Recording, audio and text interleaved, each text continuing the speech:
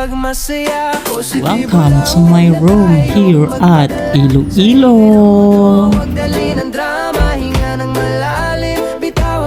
At ito yung magiging tahanan ko sa loob ng 2 araw na stay ko dito sa Iloilo dahil sa aking trabaho. Dito lang sa vibes na chill at payapa. Paligid ay maiingay, daming reklamo, pero pipiliin ko yung payapa at totoo. And syempre meron tayong pa-window view. Dito yan sa Fig Tree Hotel near at SM Iloilo. Pagod pa yan galing sa biyahe mula Cebu to Iloilo. And yes, it's morning already at ito na ang aking breakfast. Ayan, may pa-buffet breakfast ang Fig Tree Hotel. So, ito yung labas ng view. Ayan, yan yung view while having your breakfast here at Fig Tree Hotel. Ayan yung mga food nila. So, meron yung fried egg, hot dog. Meron din dyan soup. Ayan, kung mahilig sa soup, meron din. May mga bread din tayo. Ayan, and then may juice, coffee.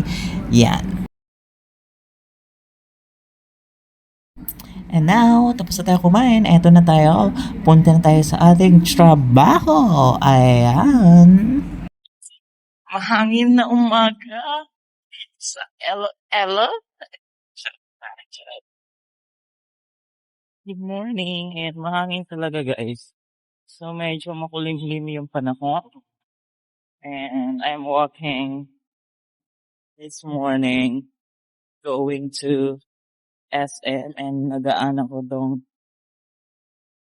Las Velas. May isang mall din siya dito, I think so. Ayan siya.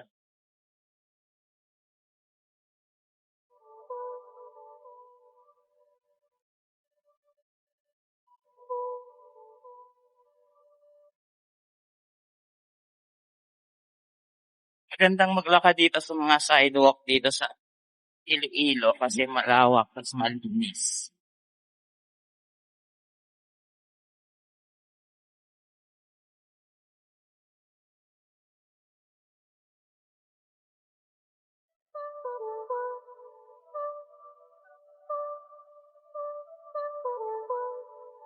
Ayan siya guys. Las Velas. Then, eto na yung SM. O, di ba? Ilang minuto ko lang siya nilakad. Siyempre, naglakad tayo. So, ramdam ko yung init and pagod.